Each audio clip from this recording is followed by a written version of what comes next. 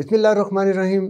मैं खालिद मजीद और आप प्रोग्राम देख रहे हैं मुलाकात में आज हमारे मेहमान एक ऐसी हस्ती, एक ऐसी शख्सियत हैं, हंसमुख हैं, खुश शक्ल खुश लिबास हैं, खुश गुफ्तार हैं, और सबसे बड़ी बात यह है कि ख्वाजा फरीद के धरती से चल के जब यहाँ पे आईं तो उनकी वो इल्मियत और उनकी बातें भी उनके अज़हान में मौजूद हैं। PhD डॉक्टर हैं और उसके अलावा क्या क्या करती हैं ये सब कुछ वही बताएंगी। सादिया कमाल, आपका बहुत शुक्रिया, आप तशरीफ़ लाएँ। जी, आपका बहुत शुक्रिया कि आपने मुझे मदऊ किया है। एक बच्चा अहमदपुर शर्किया में पैदा होता है, नवाबों की सरज़मीन है, वहाँ रहता है, वहाँ पढ़ता है, लिखता है। क्या वहाँ पे पढ़ने लिखने का रुझान था?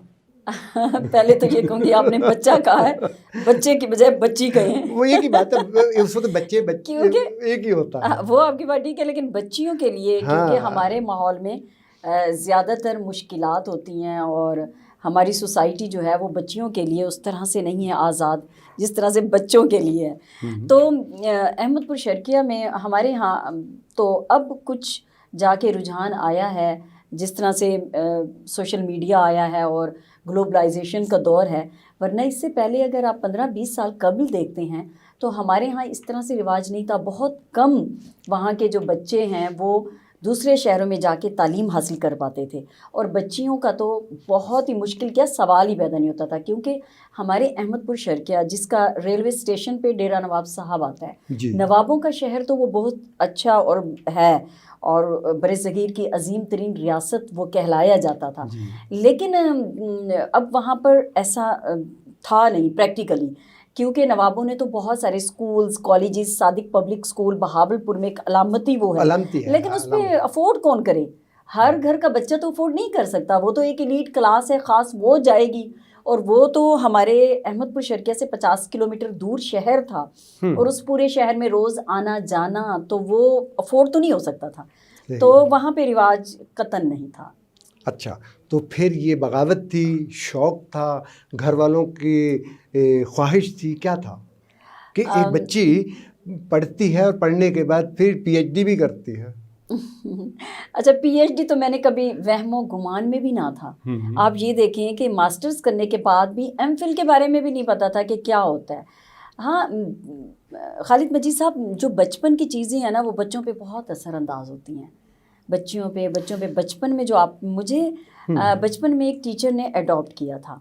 अच्छा। वो घर के पास रहती थी, गली में ही, और उनके यहाँ औलाद ना थी, तो वो अकेली होती थी, तो वो फिर मैं बच्ची उनके साथ थी, तो वो मुझे लेके टीचर्स के घर आना जाना और इस तरह से, क्योंकि उस वक्त तो ये मोबाइल भी नहीं थे, PTCL और इस तरह से होता था, कम्युनिकेशन के वो ज़राए नहीं थे जो आजकल दस्तयाब हैं।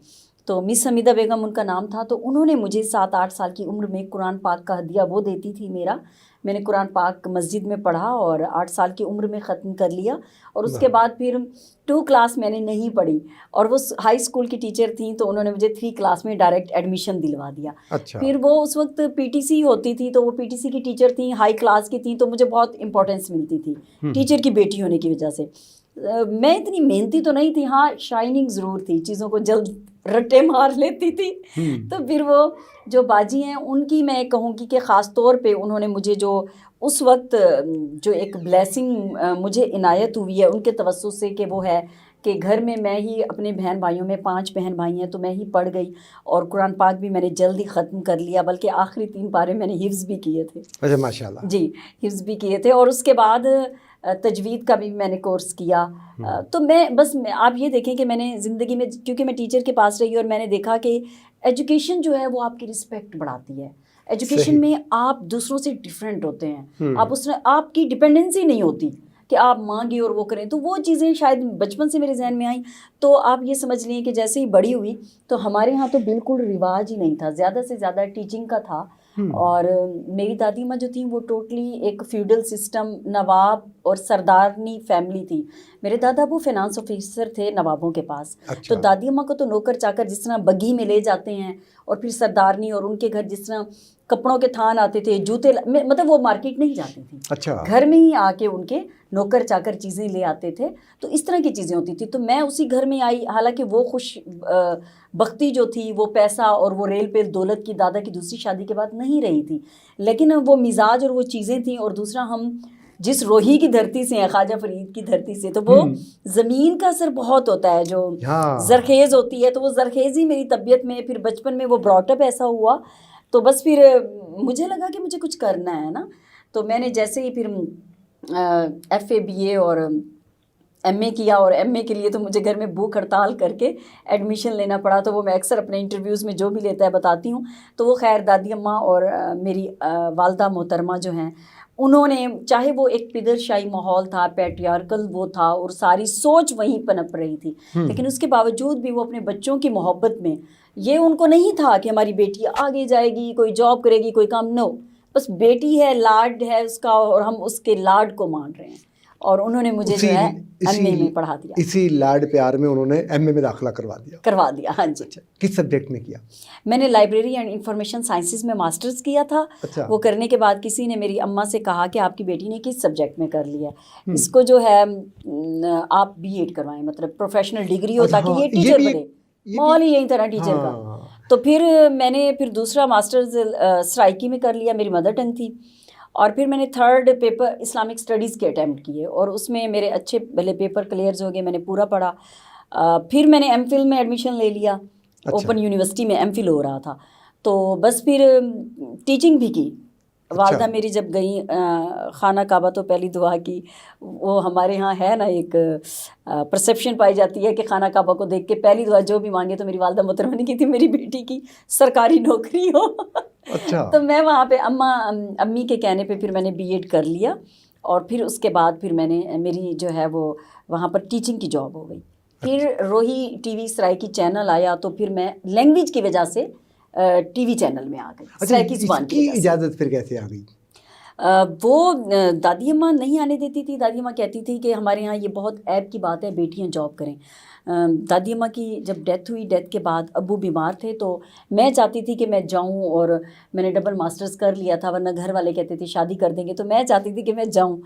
تو پھر ایک ٹیچر ہیں ڈاکٹر نصر اللہ خان ناصر صاحب, بہاولپور میں ہیں, وہ وہاں سرائکی ڈپارٹمنٹ کے ہیڈ بھی رہے ہیں, ریڈیو پاکستان کے اسٹیشن ڈائریکٹر, اور وہاں پہ آرٹ کالج کے پرنسپل بھی ہیں. تو ان سے میں نے کہا کہ میری والدہ سے کہیں, تو انہوں نے میری والدہ کو کہا آپ کی بیٹی ہے, جانا چاہتی ہے, جانے دیں. تو پھر امی نے اس شرط پہ, میں نے کہا میں ایم فل نہیں کر پا رہی, مجھے ریسرچ کی چیزیں نہیں مل پاتی.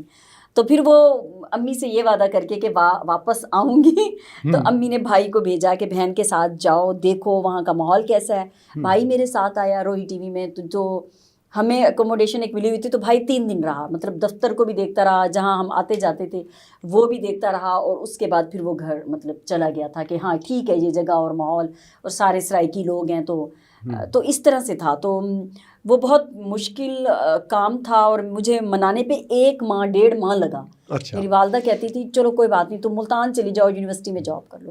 اب ماں ملے گی تو کروں گی نا. تو میں سر یہ بات پتہ کیا ہوئی, جو میرے علم میں ہے کہ جن علاقوں کی ہم بات کر رہے ہیں, وہاں پہ تو 10ویں کرنے کے بعد یہ ایک دم خیال آ جاتا ہے کہ بچی کی شادی کر دی جائے. ادھر بچی نے میٹرک کیا, ایف اے تو خیر بہت کم ہوتا ہے کہ ایف اے بی اے تک کوئی بچیاں جاتی ہوں. اتنا کچھ آنے کے بعد ایک دم چینج اتنی آتی ہے, اس میں شوق آپ کا اور سٹینڈ والدہ کا ہے. ہاں, دادی ابا اکنامیکلی امپاورڈ تھیں, تو ان کا بھی بیچ میں کنٹریبیوشن ہے. اچھا. اور پھر وہ جو ٹیچر, دیکھیں میرا وہ ماحول جو تھا وہ بنا نا, وہ جو ٹیچر ہیں ان کی بھی تو کنٹریبیوشن ہے نا, کہ میں ان کے پاس گئی, ان کی ضرورت تھی ایک بچی ان کے پاس ہو, وہ اکیلی رہتی تھی گھر میں, تو وہ ماحول بھی میں نے دیکھا نا کہ میرے اندر وہ چیز کہیں پہ آئی. یہ ایک ایسی چیز ہے جو عزت بھی دے رہی ہے, دولت بھی دے رہی ہے, مطلب اس طرح سے ڈیپینڈنسی نہیں ہے, تو وہ چیزیں کہیں آ گئی میرے اندر. تو جب ہم آگے بڑھتے ہیں, ایم فل کر لیا, یہ جو 2-3 ماسٹر کر لیے, اس کے بعد پھر خیال آ گیا کہ پی ایچ ڈی کی جائے. نہیں، میں نے ایم فل اسی لیے کیا تھا، میں پی ایچ ڈی کروں گی. اچھا.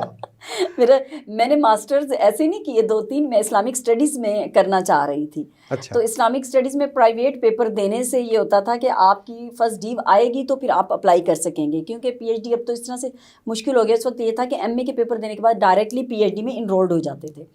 تو وہ پھر پیپر جو تھے، میں فرسٹ ڈیو مجھے لگ رہا تھا میری نہیں بن پا رہی.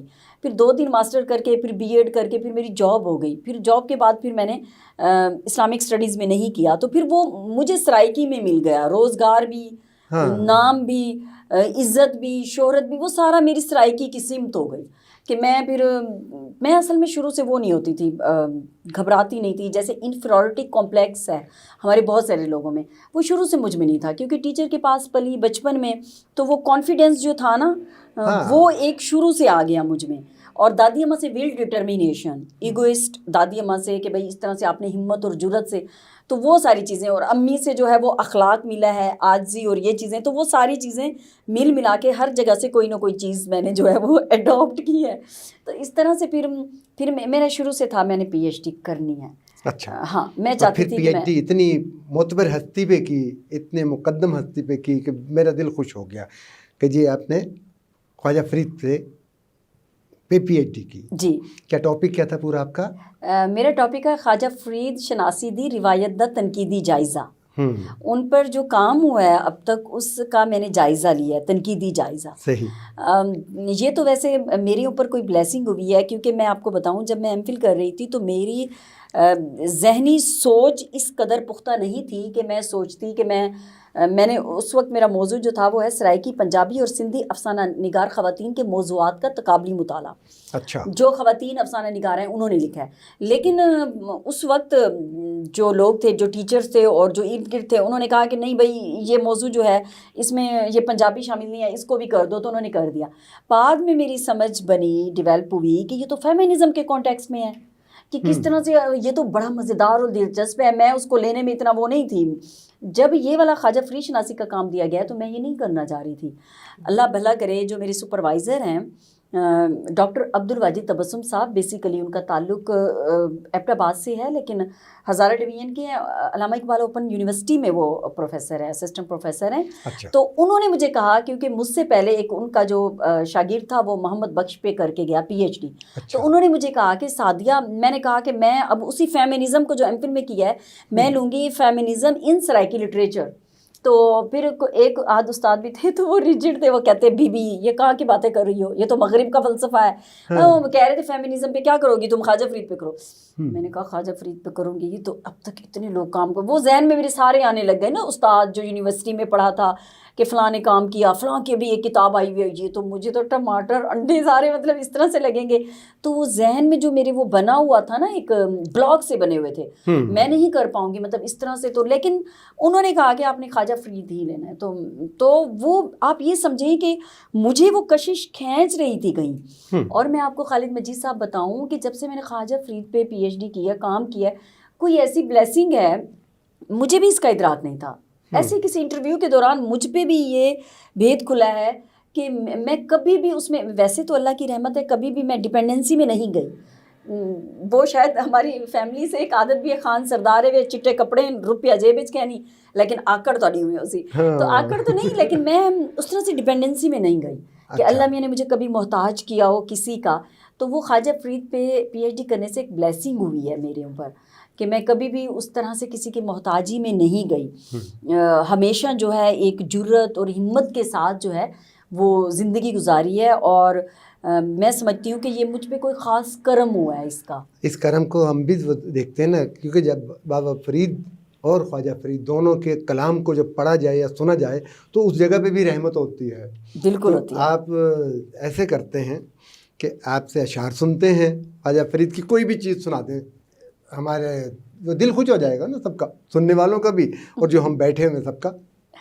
اچھا، میں نے جب آپ کو یہ بتا دوں، بابا فرید مسعود گنج شکر جو ہیں وہ ملتان کی بستی سے تھے، اور جب وہ پاک پتن آئے، مطلب جس کا پرانا نام اجودھن تھا، تو وہ پاک پتن ان کے آنے کے بعد نام پڑا. ان کے اشلوک ہیں ابیات، بیت یعنی دروازے کو کہتے ہیں ابیات، تو وہ ان کے ابیات ہیں جو گورمکھی میں ہیں. اچھا، اور جو خواجہ غلام فرید تھے ان کا نام خورشید عالم تھا، اور ان کا نام خواجہ فرید بابا فرید کی نسبت کی وجہ سے رکھا گیا، جبکہ ان دونوں میں 600 سال سے زائد کا فرق ہے جی، مطلب پیریڈ میں، لیکن ابھی تک ہمارے لوگوں میں دونوں کی پیدائش میں 300 سال کا فرق ہے، اور لوگوں کو یہ لگتا ہے کہ یہ ایک ہی شخصیت ہے. بابا فرید جو ہے وہ پاک پتن سے، خواجہ غلام فرید جو ہے وہ کوٹ مٹھن سے. ہاں جی، کوٹ مٹھن، اور اس کو لوگ یہ سمجھتے ہیں کہ یہ ایک ہی ہستی کے دو نام ہیں. ایسا نہیں ہے. خواجہ فرید کا نام خورشید عالم تھا اور بابا فرید خواجہ فرید رکھا گیا تھا، فرید ان کی محبت کی وجہ سے. تو میں نے تو بچپن میں نے اپنے پی ایچ ڈی کے اس میں تھیسس کے دیباچے میں بھی لکھا تھا کہ میں تو جب پیدا ہوئی تو ہمارے اس وقت تو اتنی سمجھ نہیں تھی، لیکن کانوں میں ہمیشہ یہ آواز پڑی. میری دادی اماں جو تھیں وہ ہمیشہ گھر میں ہی جو ہے گنگناتی تو میں نہیں کہوں گی، لیکن ان کے پڑھا کرتی تھیں. ہماری دادیاں نانیاں جو اس زمانے کے خواتین جو تھیں وہ ہمارے کانوں میں یہی چیزیں سناتی تھیں. میری دادی اماں جو تھیں انہوں نے کیونکہ 2 حج کیے تھے اور وہ وہاں سے ریڈیو بھی لائی تھیں، اور اس وقت ریڈیو بڑے مشہور ہوتے تھے، اور وہ ایک دفعہ بحری جہاز پہ اور ایک دفعہ ہوائی جہاز پہ کر کے آئی تھی، تو وہ بتاتی تھی اپنی چیزیں. تو وہ ریڈیو لے کے آئی تو ریڈیو سنتی تھی. تو اس وقت ظاہر ہے ریڈیو نے بھی بہت پروموٹ کیا ہمارے ان جو ہمارے کلچر کے اور ہمارے صوفیزم کے جو نام تھے. تو اماں دیئی مساگ ملیندی دا گزر گیا ڈی سارا آپیلو پکیاں نیوے، مطلب میں ان سے سنتی تھی تو میں وہ سن کے بڑی ہوئی. لیکن ایک جو کافی ہے مطلب وہ بہت مقبول بھی ہے اور اس کو اکثر جو ہے سریا ملتانی کر اور پٹھانے خان نے گایا بھی ہے. تو ایک جو ہے وہ میں یہاں پہ آپ کو سنانا چاہوں گی. ضرور.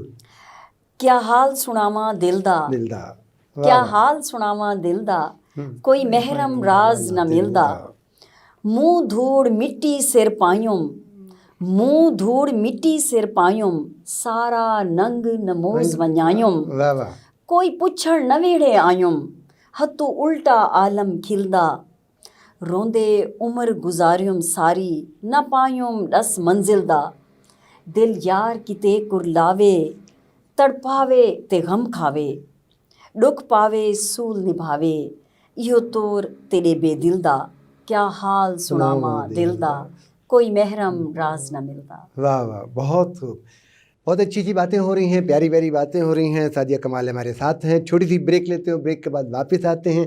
دیکھتے رہیے ملاقات.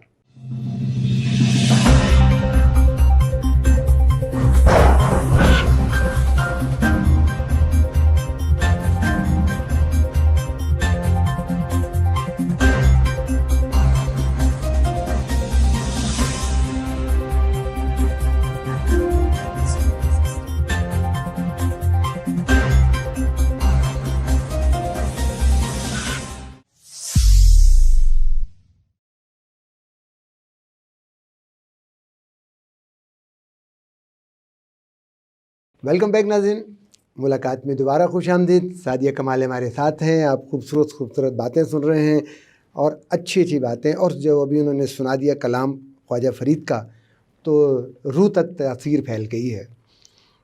سعدیہ، آپ سے بات یہ کرنی ہے کہ اچانک وہی لڑکی جو پڑھتے پڑھتے روحی چینل پہ جاتی ہے، روحی چینل سے پھر وہ ایک اور نوکری کی طرف چل جائے، گورنمنٹ کی ملازمت میں آنا، اور اس کے ساتھ ساتھ پھر صحافیوں کی تنظیم کا ممبر بننا، پھر اس کے بعد نیشنل پریس کلب کا الیکشن لڑنا. اتنی کریج اس بچی میں تھی یا حوصلہ، یہ سب کچھ یہ کیسے تھا؟ میرے خیال میں بہت ساری چیزیں ایسی ہوتی ہیں جو پری پلان ہوتی ہیں، پلانٹڈ، اور اس طرح سے ہم کہہ سکتے ہیں. لیکن اکثر یہ دیکھا گیا ہے کہ آپ کے حالات اس طرح کے ہو جاتے ہیں، آپ نہیں بھی ہوتے تو آپ کو خود بھی نہیں پتہ ہوتا کہ آپ کے اندر کون سی صلاحیتیں ہیں، کون سی قابلیتیں ہیں یا کون سی کمزوریاں ہیں. تو پیسیج آف ٹائم جو ہے آپ بن جاتے ہیں.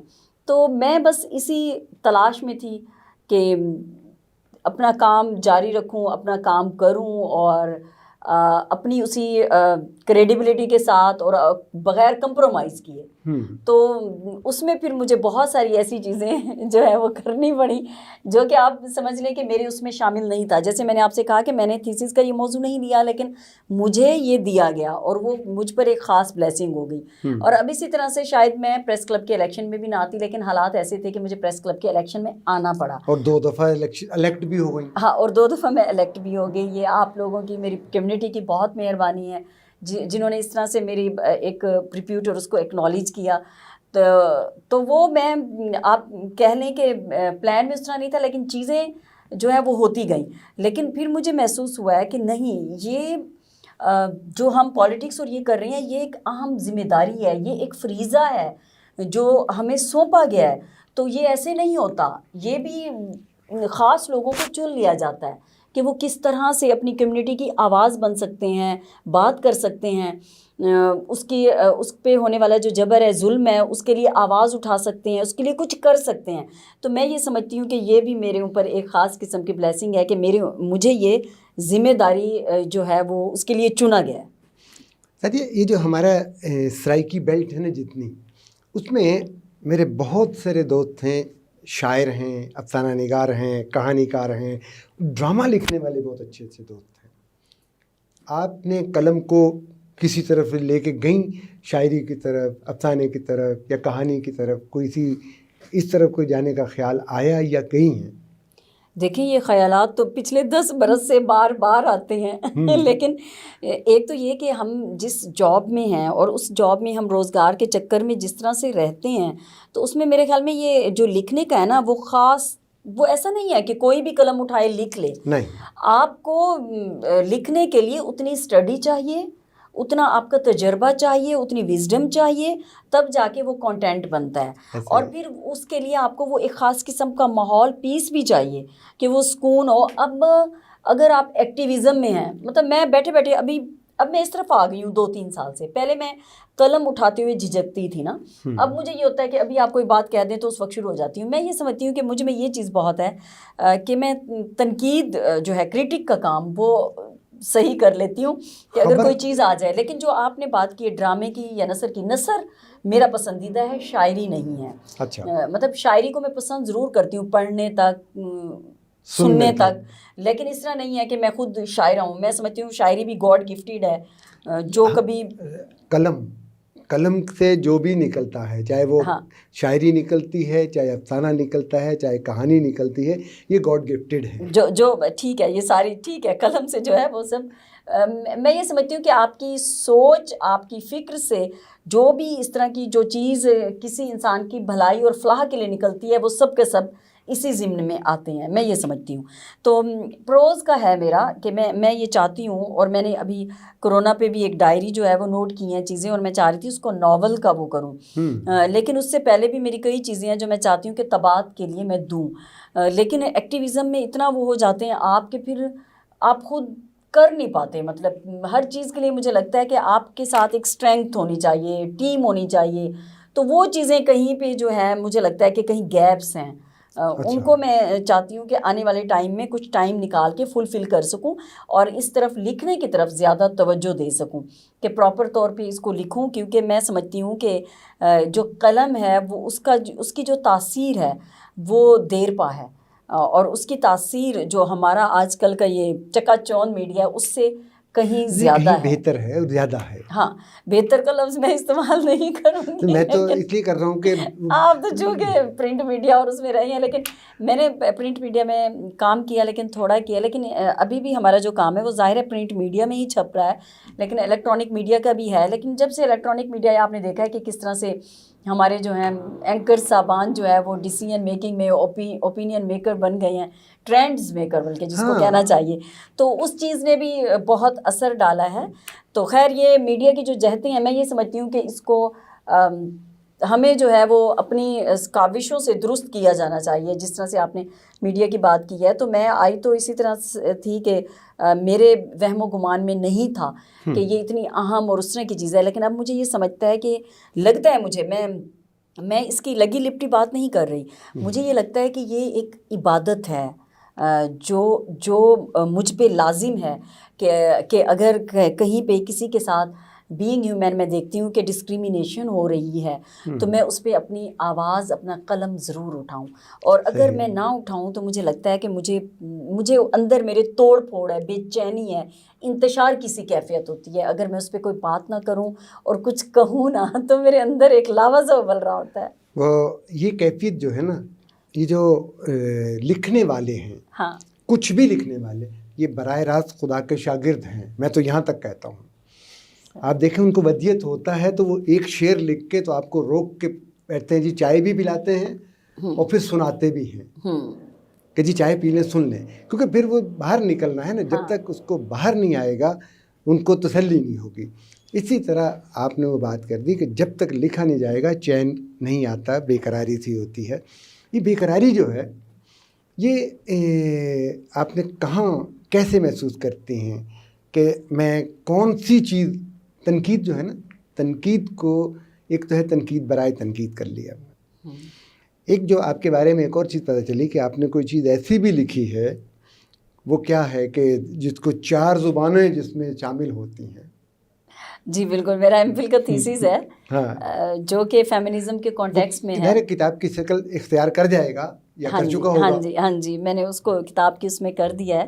تو وہ اس میں کیونکہ 3 زبانیں شامل ہیں، سرائکی ہے، سندھی ہے اور پنجابی ہے۔ ان تینوں کے جو افسانے ہیں میں نے ان تینوں زبانوں کے ظاہر اقتباسات جو تھے وہ ان تینوں زبانوں کے لیے، اور میڈیم میں نے اردو میں رکھا ہے، تو وہ 4 زبانوں میں ہے میرا تھیسس۔ وہ حیران کرنے والی بات تھی نا کہ جی ایک کتاب جو 4 زبانوں میں آئے گی تو ظاہر لوگ خوش بھی ہوں گے، اور اس کا اپنا ایک مزاج رہے گا کہ جو زبان پنجابی میں، جو چیز پنجابی میں ہے وہ ہم پنجابی میں پڑھ لیں گے، جو سندھی میں ہے وہ سندھی میں پڑھ لیں گے، اور ہستی ایک ہی ہے جن پہ کام ہوا ہے۔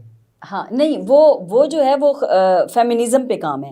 جو خواجہ فرید والا ہے وہ اس کا میں نے میڈیم سرائکی رکھا ہے، اچھا، خواجہ فرید والے کا، لیکن وہ مجھ سے سندھی اور اردو ٹرانسلیشن کے لیے بھی مانگا گیا ہے کہ بھئی آپ اس کو دے دیں سرائکی سے، ہم اس کو سندھ سے مجھ سے مانگا گیا ہے کہ ہم اس کو سندھی میں کریں۔ وہ جو ایم فل والا ہے وہ 4 زبانوں میں ہے، میڈیم یعنی اردو رکھا ہے، تو سرائکی، سندھی اور پنجابی تینوں لینگویجز اس میں شامل ہیں۔ تو وہ فیمنزم کے کانٹیکس میں ہے۔ اس میں سرائکی کی مسرت کلانچوی جو افسانہ نگار ہیں وہ ہیں، رابعہ فریدی ہیں، بطول رحمانی ہیں، بشرا قریشی ہیں، ڈاکٹر غزالہ احمدانی ہیں، اور اسی طرح سے پھر پنجابی میں آ جائیں تو پنجابی میں کہکشاں ملک ہیں، رفت ہیں، ڈاکٹر دلشاد ٹیوانہ ہیں، اس طرح سے کئی نام ہیں جو اس وقت میرے ذہن میں نہیں آ رہے ہوں گے، بڑے بڑے نام۔ اور اسی طرح سے سندھی میں چلے جائیں تو بیگم زینت عبداللہ چنا ہیں، اور سمرا زری ہیں، سمرا زری، اور اس کے علاوہ نور الہدیٰ شاہ، مہتاب محبوب، راشدہ مہتاب، مطلب اس طرح سے کئی جو نام ہیں جن کے افسانے میں نے لے کے ان کا تجزیہ کیا ہے اور اس کے اوپر تنقیدی اور ان کی مختلف ڈویژن کر کے لکھا ہے۔ اکثر یہ ہوتا ہے کہ جو اردو کے پروفیسر ہوتے ہیں نا، وہ اتنا پروفیسر بچوں کو شاعری پڑھا چکے ہوتے ہیں، خود شاعر ہو جاتے ہیں۔ تو آپ اتنے افسانے پڑھ چکی ہیں تو آپ نے خود افسانے کی طرف کیوں نہیں آئی؟ میں نے اس طرف سوچا ہے کہ میں افسانوں کی طرف آؤں۔ اصل میں آپ کو ہر چیز سے پہلے پورا اس طرح نہیں ہوتا، مینز میں نے وہی بات کی کہ ایکٹیویزم بھی ہے اور جو آپ کی صحافتی مصروفیات ہیں، یہ دونوں چیزیں۔ صرف ایکٹیویزم تو کرتی ہوں کہ اپنے صحافیوں کے لیے پریس کلب جانا، ٹائم دینا، یا اس کے علاوہ بھی کوئی ایشو ہو جاتا ہے اس پہ آواز ریز کرنا، مختلف پروٹیسٹ میں جانا، یا مختلف جو آتے ہیں ہمارے تو یہ ہے کہ پورے پاکستان سے مطلب اس طرح سے آتے ہیں پریس کلبز کے نمائندے بھی، اور اس کے علاوہ صحافی بھی۔ اور دوسرا میرا یہ ہے کہ میں نے ڈیولپمنٹ سیکٹر میں بھی کام کیا ہے، ادب سے بھی ریلیٹڈ ہوں، مختلف ادبی جو پروگرامز ہیں، میں نے خود بھی اپنی سرائکی ادبی اکیڈمی اسٹارٹ کر رکھی ہے، تو اس میں ٹائم چلا جاتا ہے۔ تو میں یہ سمجھتی ہوں کہ مجھے اس طرح نہیں ہے، کیونکہ میں جب لکھنا بھی چاہ رہی تھی تو میرے شوہر نے ایک دفعہ کہا کہ آپ نے دیکھا فٹ پاتھ ہر وقت بھرے پڑے ہوتے ہیں اتنے کتابوں سے، آپ چاہے اتنی زیادہ مت لکھو لیکن کوئی ایک آدھ ایسی کتاب لے آؤ جو اچھی اور معیاری کتاب ہو، جو تاثر چھوڑے۔ اس طرح سے تو میں نے کئی کتابوں کے سناپسس بھی بنائے ہیں، لیکن شاید زندگی کی اس دوڑ میں کاموں میں اتنی وہ چیزیں پڑتی ہیں کہ وہاں پہ کنسنٹریشن نہیں ہو پاتی کہ آپ اس کام کو، کیونکہ وہ کام شوق کا ہے، آپ کے اپنے اس کا ہے، اس کے اوپر نہ تو آپ کو کہیں سے کچھ ملنا ہے نہ کوئی ٹاسک دیا ہوا ہے، تو وہ میرے خیال میں وہ اسائنمنٹ وہیں رہ جاتی ہے چیزیں۔ لیکن ہوپ فلی کہ ان فیوچر میں سوچ رہی ہوں کہ مجھے اس پہ توجہ دینی ہے. کیونکہ ایک دوست سے بھی میں نے مشورہ کیا 2 سال پہلے. میں نے کہا یار میں سوچ رہی ہوں پریس کلب والا کام چھوڑ دوں. تو اس نے کہا دیکھو یہ تمہیں 2-3 سال کے لیے, اس 2-3 تم نے ہمیشہ تو نہیں رہنا, تو 2-3 سال بعد تم اس سے. اور میں یہ سمجھتی ہوں کہ واقعی صحیح بات ہے. میری دوست ہیں عالیہ شاہ, تو عالیہ شاہ جو ہیں وہ لاہور میں ہوتی ہیں, اور تو انہوں نے مجھے بہت اچھا مشورہ دیا, تو مجھے ان کی بات لگی. انہوں نے کہا 2-3 سال ہیں. اور میں سمجھتی ہوں خالد مجید صاحب نے بہت ساری چیزیں سیکھی. کس طرح سے ہم سیاست جو ہے وہ ایک عبادت ہے فلاح اور بھلائی کے کاموں کے لیے, اور ہم نے اس لفظ کو کس طرح سے ڈرٹی بنا دیا. فلاں تو سیاست کرتا ہے, سیاست جیسے کوئی برا کام ہو. سیاست تو بھئی اللہ کے نیک بندوں ایک بہت اچھا کام ہے اس طرح سے. تو وہ میں نے بہت ساری چیزیں, اور میں سمجھتی ہوں میں زندگی میں آگے کسی اور بھی مطلب میں سوچ رہی ہوں اکیڈمیا میں جاؤں, پڑھاؤں اسٹوڈنٹس کو, تو میں سمجھتی ہوں کہ میں آگے بھی یہ چیزیں جو ہیں وہ یوٹیلائز کر سکوں گی کہیں بھی زندگی کے اس میں, اور مجھے بہت کام آئیں گی. تو میں نے بہت کچھ سیکھا ہے. چاہے تنقید ہوئی ہے, زندگی میں کوئی بھی چیز آپ کی رائے گا نہیں جاتی, کوئی بھی جد و جہد رائے گا نہیں جاتی, کوئی بھی برا کام بھی رائے گا نہیں جاتا. وہ ہر کام آپ کو زندگی میں آگے آنے میں آپ کو کوئی نہ کوئی لیسن ضرور دے جاتا ہے. ظاہر ہے. دیکھیں آپ جو بھی کر رہے ہوتے ہیں وہ آپ اپنے حال میں بیٹھ کے ماضی کے تجربات اور مستقبل کے لیے کر رہے ہوتے ہیں, اور اس کی جو کڑیاں مل رہی ہوتی ہیں وہ کہیں نہ کہیں پے کرتی ہیں. وہ کسی بھی صورت میں ہو سکتی ہیں. کبھی کچھ مالی فوائد حاصل کر لیتے ہیں, لیکن کچھ لوگ سیٹسفیکشن کرتے ہیں. وہ سیٹسفیکشن جو حاصل ہوتی ہے وہ زیادہ چیز ہوتی ہے. آپ کا بہت شکریہ, آپ تشریف لائیں, اتنی اچھی پیاری پیاری باتیں کیں, اور انشاءاللہ سعدیہ کمال ہمارے ساتھ تھیں. سعدیہ کمال نے بہت اچھی سی باتیں کیں, اور سب سے اہم بات جو انہوں نے کی, انہوں نے کہا کہ سیاست کو سیاست مت سمجھیں, سیاست کو عبادت سمجھ لیں. اور یہ جو ایک خیال ہے نا کہ سیاست کے سینے میں دل نہیں ہوتا, دل دھڑکتا ہے تو آگے سب چیزیں چلتی ہیں, اور دل دھڑکتا ہے تو آگے سب کچھ بنتا ہے. بس کمال یہ ہے کہ آپ اپنی نیتوں اور اپنے ارادوں پہ مضبوط ہو جائیں. خالد مجید کو اجازت دیجیے. اللہ حافظ.